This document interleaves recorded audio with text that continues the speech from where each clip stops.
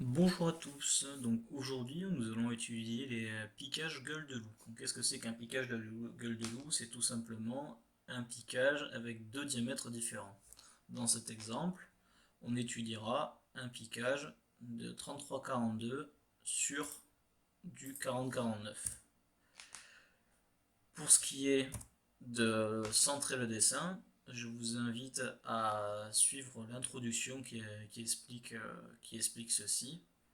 Et toujours pareil, ici on a la vue de face, ici on a la vue de gauche, là le développé de ce tube-là, et ici le développé de ce tube-là. Avant de commencer cette vidéo, je vous invite pour réaliser ces développés à acheter deux outils, un Cobra, ou aussi appelé règle flexible, mais également un pistolet, ou aussi appelé perroquet. Toujours pareil, je mets en avant un livre réalisé par Nicolas Henry qui reprend tous les tracés de tuyauterie de manière bien plus poussée et adressée à un public bien plus expérimenté, mais qui est très constructif et qui permet aussi de comprendre peut-être mieux la logique du développé de piquage. Donc si vous faites encore de la tuyauterie acier ou inox, ça peut vous servir. Pour commencer, on va tracer tous nos cercles, comme vous l'avez vu peut-être sur la vidéo des piquages, et on va les diviser en parties égales. Pour rappel, il faut faire plusieurs cercles. On peut le faire en 12 parties ou en 24 parties si vous avez un logiciel de DAO, pour plus de précision. Si vous le faites sur papier, 12 parties suffit, puisqu'après on se perd dans nos tracés. On prolonge chaque trait jusqu'à la fin du développé du bas.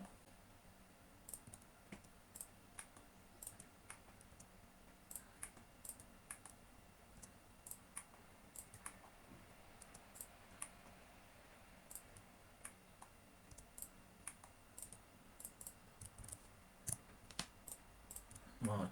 Il nous reste à supprimer les cercles qui sont en haut. Et on a réparti notre cercle. De la même manière, on va diviser le cercle qui est à côté pour faire le gueule de loup. Une fois ces traits prolongés jusqu'à la fin de notre développé, on va faire la même chose, il faut les prolonger jusqu'à l'intersection de ce cercle. Puis, on va les numéroter comme nous faisons d'habitude.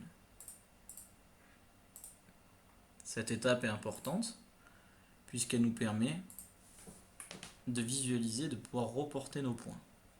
Comme vous le voyez sur cette vue, le point numéro 1 qui est sur le sommet du cercle, du tube qui est là donc, on le retrouve ici. Parce que tout simplement, on a fait un quart de tour au tube, donc on le retrouve là. C'est de cette manière qu'on reconnaîtra nos points.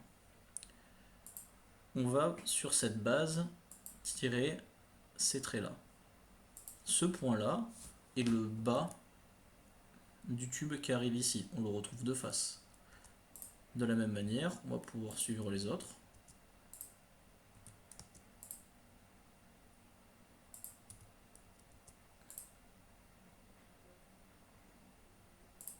Voilà. Et de là, on va pouvoir relier nos points pour marquer, pour pouvoir visualiser le gueule de loup vu de face.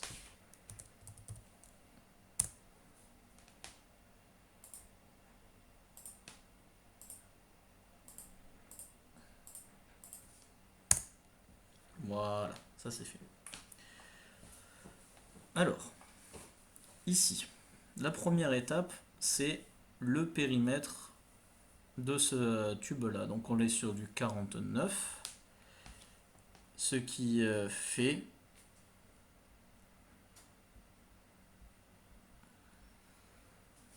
154. On trace notre axe. Et là, ça diffère complètement des piquages de même diamètre. C'est-à-dire, sur un piquage de même diamètre, on le divise tout simplement en parts égales.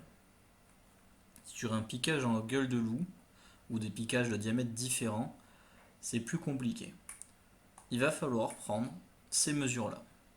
Alors vous pouvez le faire avec un réglé ou une petite règle flexible, mais il faut prendre cet arc-là et cet arc-là.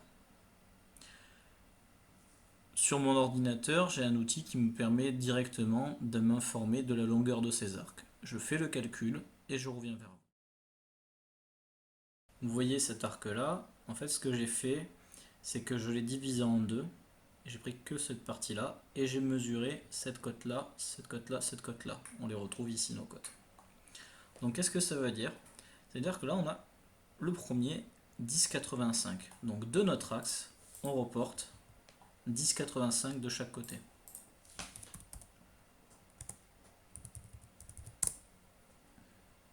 Évidemment, à la règle, vous allez être moins précis. Vous allez me mettre par exemple presque 11 mm. Ensuite, on a 9,64.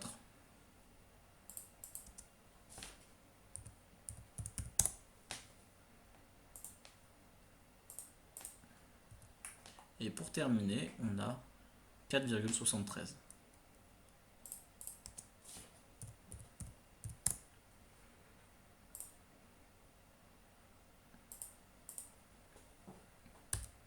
On a tracé nos traits par rapport au code qu'on avait trouvé ici précédemment.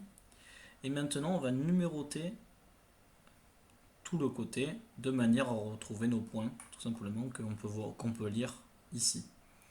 Puis, on va dessiner, en reliant point par point, notre développé femelle.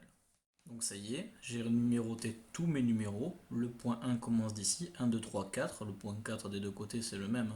5, 6, 7, 8, 9, 10, 11, 12, et là on revient au 13 quelque part.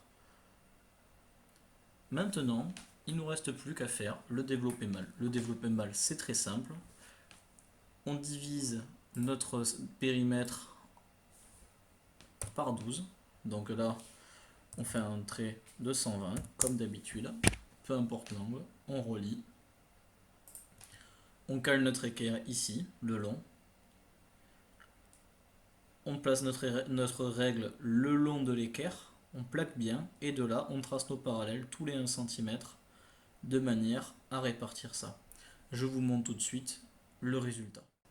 Donc ça y est, j'ai bien réparti le périmètre de mon tube ici, donc c'est-à-dire 132, en toutes mes parties, et je vais maintenant relier chaque partie avec son point, c'est-à-dire le point 1 avec le point 1, le point 2 avec le point 2, et voilà. Et je vais faire là, ça, tout le long de mon tracé.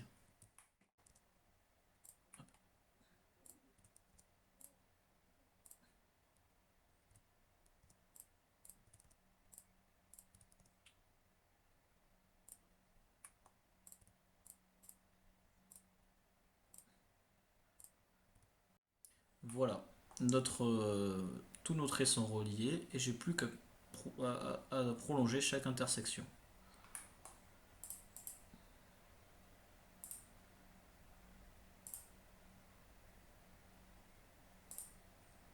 Voilà. Donc là, chaque trait rejoint bien les intersections et on a notre développé. Pour terminer ce dessin, dans ma situation, il me reste à mettre les bonnes épaisseurs partout de manière à pouvoir exploiter le dessin. Donc pour me répéter, tout ce qui est important on met en 0,7, donc c'est-à-dire le périmètre, le développé, tous les contours de tube, et tout ce qui est tracé, on le met en 0,3. Il y a juste les écritures du cartouche qu'on met au 0,5. Et voilà, je vous montre tout de suite le résultat fini. Il ne reste plus qu'à imprimer vos dessins, les découper et exploiter vos développés. On se retrouve pour le prochain cours qui portera sur le piquage sabot.